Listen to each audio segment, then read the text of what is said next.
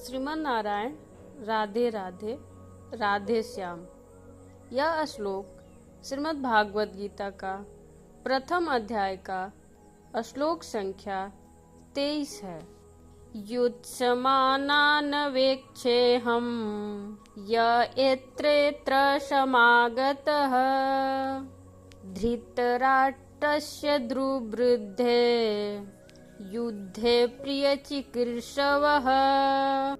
इस श्लोक के अर्थ के बारे में बात करने से पहले मैं कुछ इससे पहले वाले श्लोक संख्या 21 और 22 के बातों को याद दिलाना चाहती हूँ। श्लोक संख्या 21 और 22 में अर्जुन भगवान श्री कृष्ण से कह रहे हैं, हे माधव, मेरे रथ को दोनों सेनाओं के मध्य खड़ा करो ताकि मैं देख सकूं कि किन किन योद्धाओं से मुझे युद्ध करना है। अब आगे इस श्लोक में अर्जुन भगवान श्री कृष्ण से कह रहे हैं, मैं उन लोगों को देखना चाहता हूँ जो दुष्ट बुद्धि वाले धृतराष्ट्र पुत्र को प्रसन्न करने की इच्छा से उसके पक्ष से लड़ने आए। अर्जुन ने डर था, भगवान उसके सारथी थे। उसका दृष्टिकोण था कि पांडव हस्तिनापुर के आधे राज्य के वैध हकदार थे, लेकिन धृतराष्ट्र के दुष्ट पुत्र कौरव ने हिस्सा साझा करने पर सहमति नहीं जताई थी। अर्जुन युद्ध के लिए तैयार था।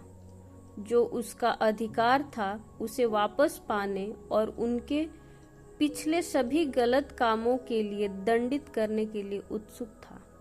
युद्ध मैदान के बीच में रथ रखने का उनका अनुरोध कौरव सेना पर करीब से नजर डालने के लिए था।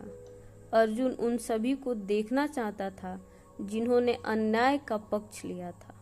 वह उन्हें समान रूप से दंडित करना चाहता था, क्योंकि उन्होंने गलत पक्ष का चुनाव किया था।